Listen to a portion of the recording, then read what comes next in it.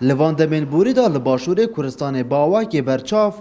رجا تاوانان بر به بلنبونه و چویه به تایبتی خواه کشتن. اوشی به مترسی دهت ازانین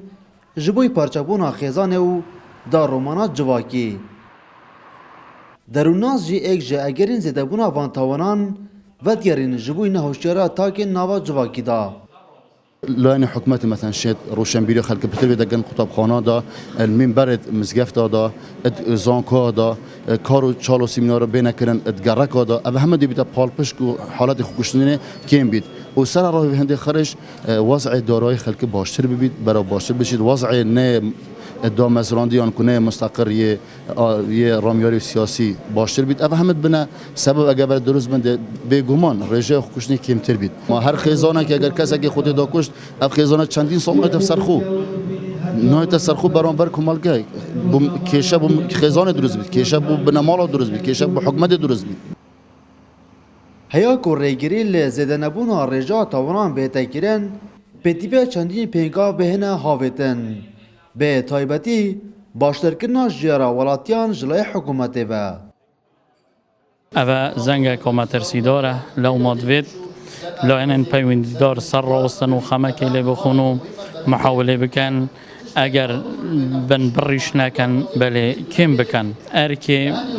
ما مستایه کو طلبه خاصة اوی کووه دیاردید کن اغلب جحیلن اوش قال جحيلة ضروري نخوري ودرسات بجني نصيحات بكن وتوعية بكن واجبه وانا اللي بدنا باش ورخراب مدنيش بكاري خراب محاولة بكن اوي ديارده نف عالمي دا نهلن و كم بين دیارده خو کشتنه نهال باشور کردستانه زورترین گنگشا لسر دهتا کرن چونکه اوه به دستپیکا دارومانا جواکی دهتا لقلمدان و نهاجی هدی جلای کسین پسپور و اف پرسبو همی تخان دهتا شلوه کرن دا کوالاتی خواه لوی دیارده دور بخنو بهتا بنبر کرن دروزبون و پیدابون وان کودان و قیرانان گلک آرشا و نخوشی لنوا جواک باشور کردستان دا دروز کرینه مینا دیارده خو کشتنه که به دیارده هری مترسیدار دهتا زانین دا کو ریگری جوان دیاردان بیتا گتن پیتوی به برنامه که دارشتی و کسان پسپور